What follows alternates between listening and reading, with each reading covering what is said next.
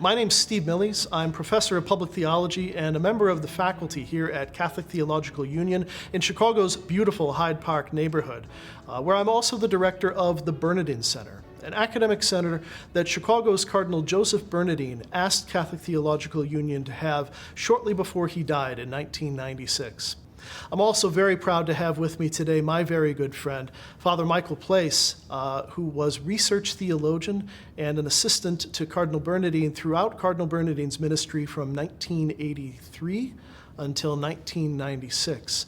Father Place, we're very grateful to have you here with us today. Father Place, you and I have known each other for a long time now. We met when I was writing the book about Cardinal Bernardin back in 2015 or 2014. I'd appreciate it if you'd introduce yourself a little bit to our audience and talk a little bit about why it's so important for you to remember here on this occasion of the anniversary.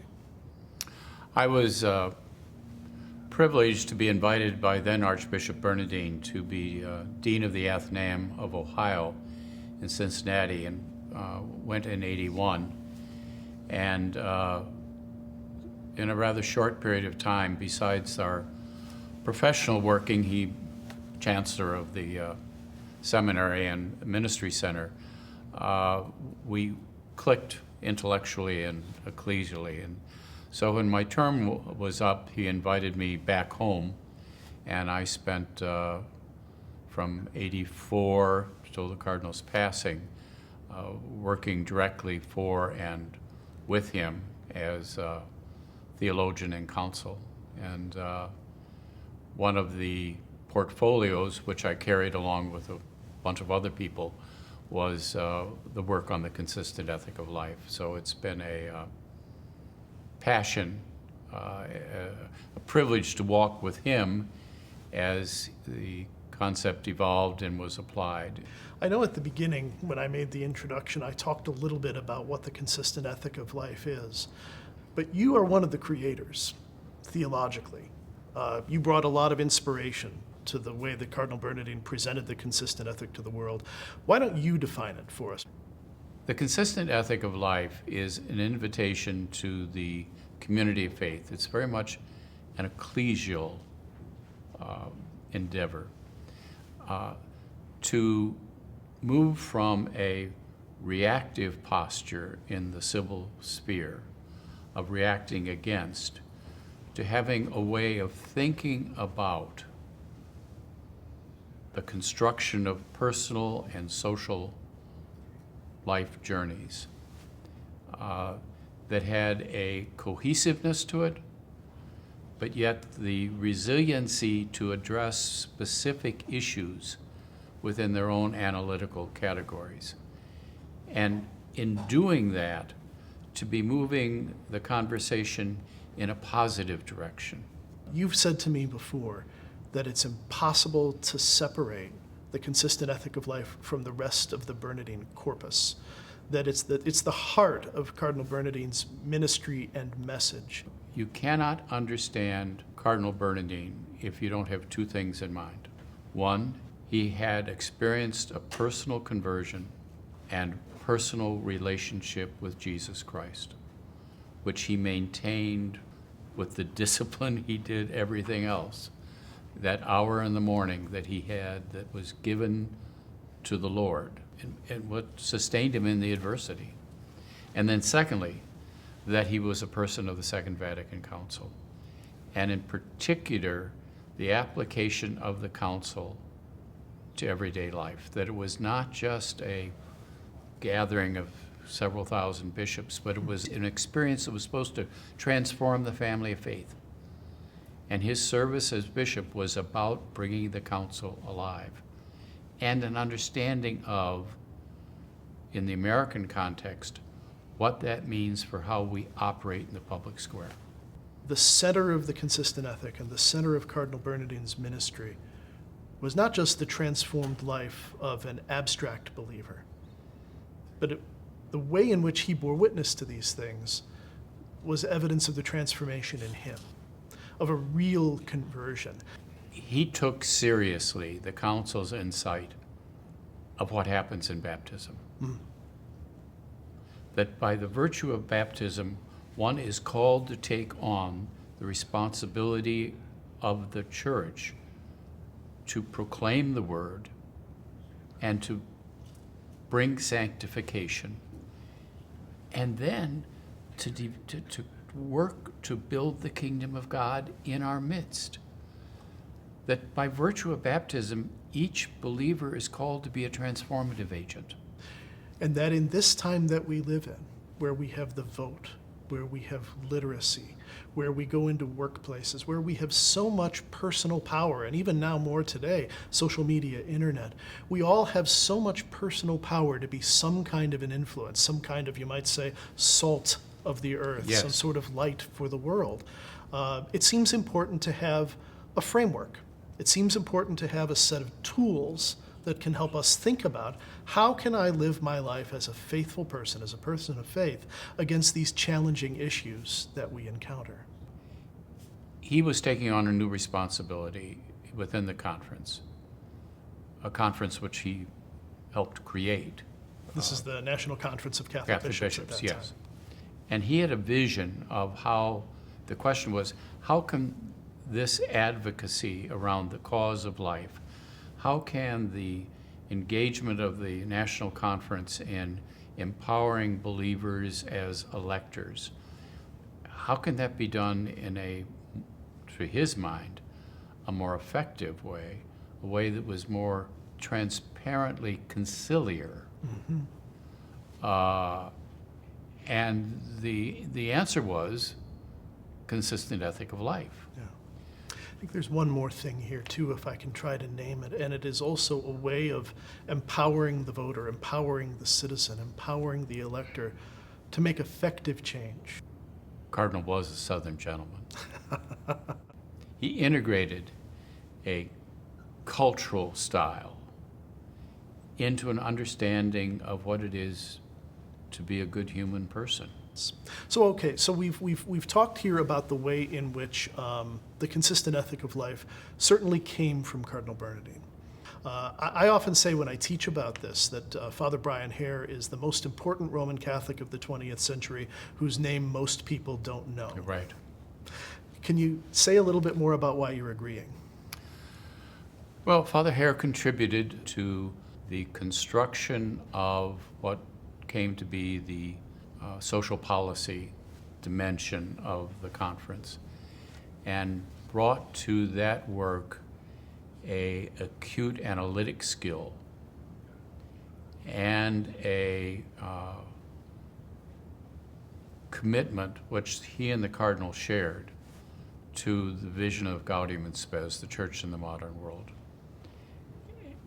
He was a scholar, is a scholar of John Courtney Murray. And in the early consistent ethic talks is rather liberally cited for his insights. So Father Hare brought a personal analytic skill.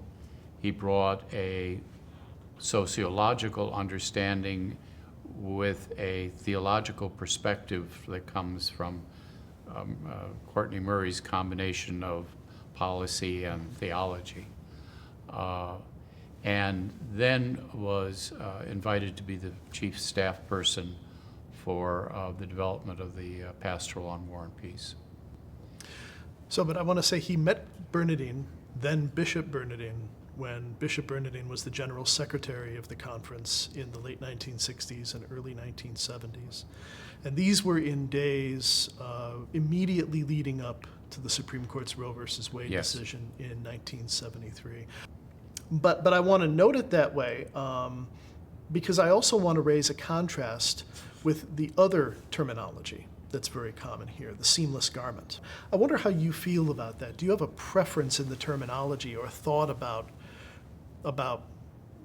whether you or Cardinal Bernardin had a particular way of thinking about it? I'm conflicted. As a communicator, I know that seamless garment is more effective because it intrigues the imagination.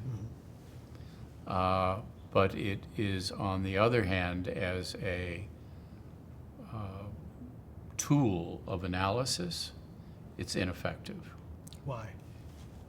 Because all it is affective. It's ineffective because it's affective. It's an emotional appeal rather than A cognate, intellectual analysis. But so, to get somebody in the conversation, yeah, what are you talking about? See what's here. Well, what's that? Well, you see, that's a consistent ethic about how we build a consistent ethic of life. So if it'll take us to the next step, then it's great. But it's not what's important. What's important is we have an understanding of the profound sacred dignity of each person and that we are inherently social. And how do we work this out? You're going to begin having some responsibility for the consistent ethic soon.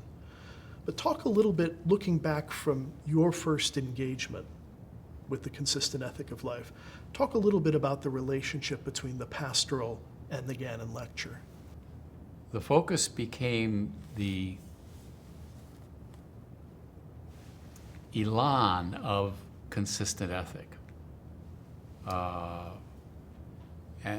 So at least from my chair as part of the process, I don't think the peace pastoral was front of mind. It was a reference point, but it was how do we achieve this consistency of analysis, consistency approach of motivation, and then do the rigorous analysis of particular pieces. I said, why are you doing this talk? And it was a Bernardin answer. Well, the person who invited me is a good friend. I couldn't say no. And I'm like, well, you're jumping into this huge quagmire. Pornography. Of pornography. It's like, if you look at all the topics, it's not to say pornography is not an important topic, but it's just like war, peace, capital, punishment, etc. But it exemplified, he wanted to make it come alive, and that it was not just an abstraction. And it comes alive by doing rigorous analysis on specific issues. How is it that we can share this public space? On an issue like abortion, where Roman Catholics have a very well-defined and very deeply held moral position, it's not something we can let go of like that. How do we share public spaces with people who have an opposite point of view in good faith? Hold that opposite point of view in good faith. And yet now, how do we have a conversation about trying to find shared values and living together? Well, I think for the Cardinal, he had a profound belief that made in the image and likeness of God, each person had the capacity to find the meaning, the purposefulness of life, even if they were not of the Catholic tradition. So that if you, and this is, you and I have talked about his Franciscan heritage, which is not celebrated much, but as someone seeped in the Franciscan heritage, all of life is revelatory of God.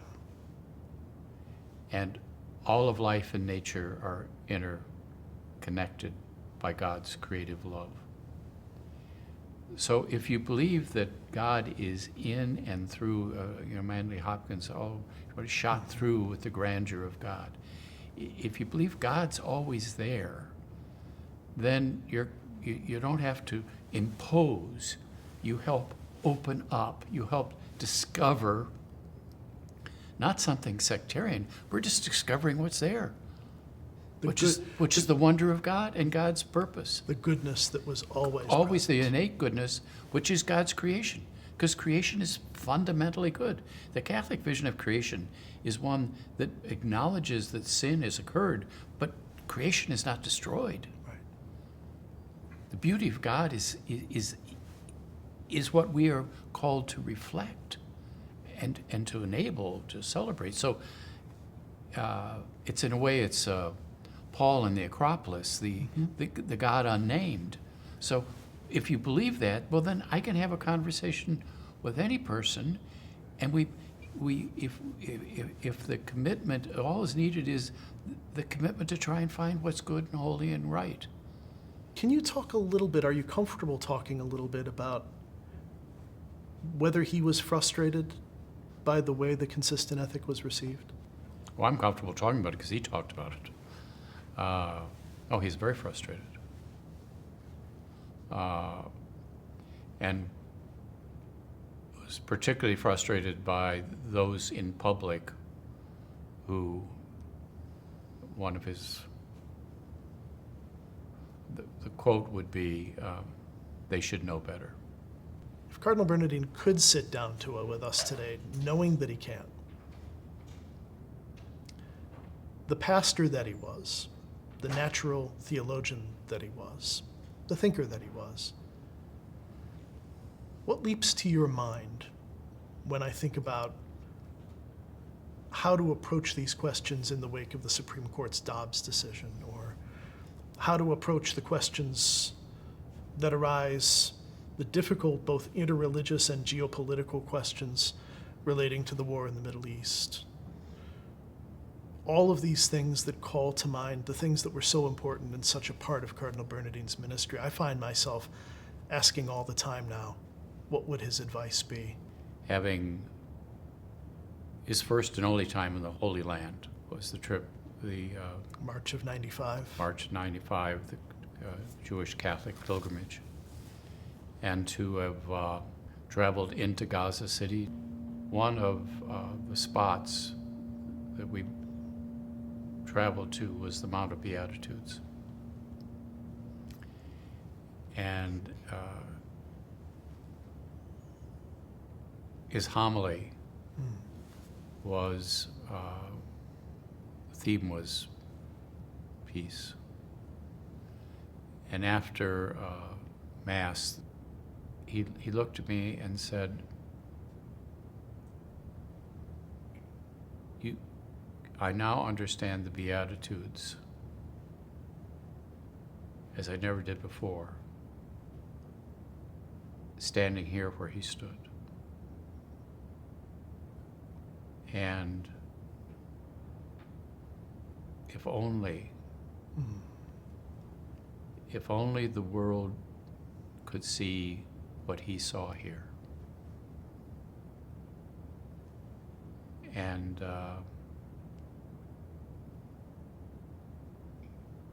so that's the background I bring to your question, standing on the Mount of Beatitudes to him. If we were standing there today, the practical part of Bernardin would say, Michael, can we get a group together? That would be his first instinct. Who do we bring together? And I think he would have wanted to have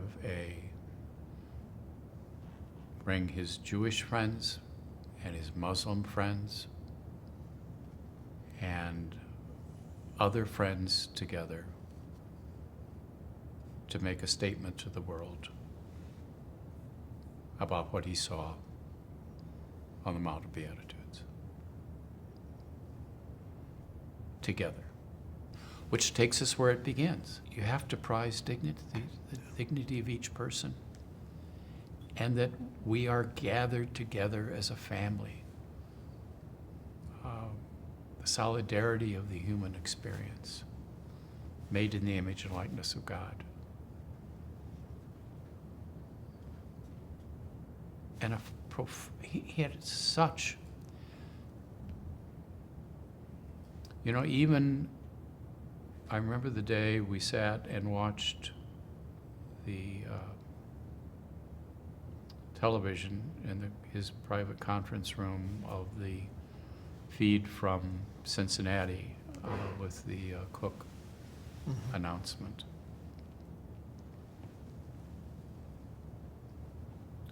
And his first instinct, this takes us way away, his first instinct was, we have nothing to worry about because it's all false. And the others had left the room, and I said, Joe, what are you going to do now? It's going to be a tough period ahead.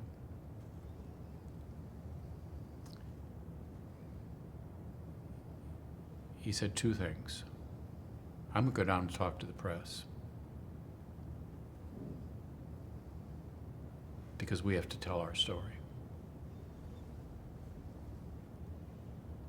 But before I do that, I'm going to pray.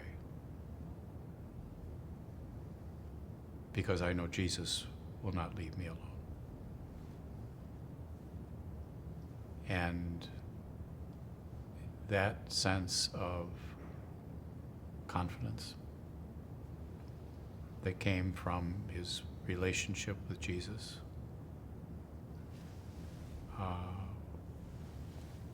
is what carried him through his dying. If the heart of the matter is the transformed person reaching out to the world, and if we are going to look at the consistent ethic of life, particularly as Joseph Bernardin, the transformed, converted person looking out to the world, then the spiritual heart of that, the friendship with the person, Jesus, is never separate from it. The consistent ethic has to be a bearing witness to what we believe in a way that doesn't lead with saying to the other person, you're wrong because. It always has to be an invitation. Bernardin called it cultivating an attitude of respect for life. But that means not just the right answer on a question about an abstract public policy problem. It means the human life of the person that I'm talking to. The consistent ethic of life calls us finally to that spiritual witness and to live our faith in that authentic way for one another and with one another. Father Michael Place, I'm so grateful for you talking with us today about Cardinal Bernardin. I feel like you and I could probably do this for 6 or 7 hours. Yeah. Well, thank you. It's been a privilege. Yeah, it's been wonderful being with you. This has been great. Thank you. We're glad you joined us for this special conversation about the consistent ethic of life, which really is the heart of Cardinal Joseph Bernardin's legacy for the Catholic Church and for the world. And we hope these kinds of conversations are the sorts of things that you wouldn't mind getting used to, because we're very excited to announce that the Bernardin Center at Catholic Theological Union will launch a new podcast series in the spring of 2024. The podcast will be produced by the Bernardin Scholars here at CTU, students who've been selected for the Bernardin Scholars program because of their desire to be a part of Cardinal Bernardin's legacy and to continue it in their own ministries.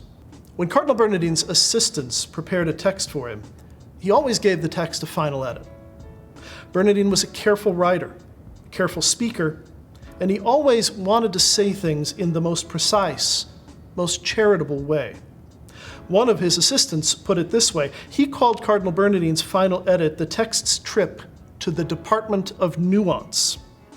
Cardinal Bernardin would nuance the text, give it his distinctive way of saying things just right. We thought that would be a wonderful way to frame this Bernardin Center podcast, dealing with important issues in conversations that will bring context, a charitable perspective, a hermeneutic of generosity, and thoughtful nuance to the kinds of difficult questions Cardinal Bernardin engaged so well. The Bernardin Center podcast, The Department of Nuance, will debut in spring 2024. Look for announcements on social media and on the Catholic Theological Union webpage. We hope you're going to join us.